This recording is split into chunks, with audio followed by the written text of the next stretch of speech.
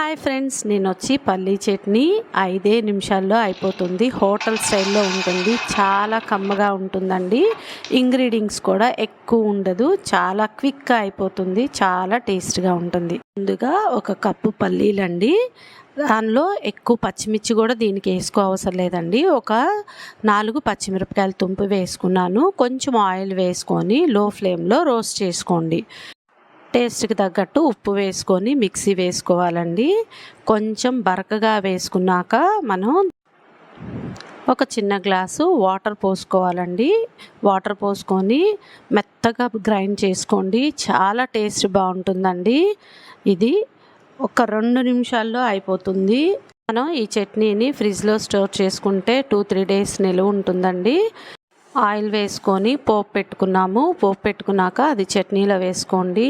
సింపుల్గా ఈజీగా అయిపోతుంది. 2 మినిట్స్లో అయిపోతుంది. ఎంతో టేస్టీగా ఉండే పల్లీ చట్నీ రెడీ అండి. ఇది టిఫిన్స్లోకి చాలా బాగుంటుంది.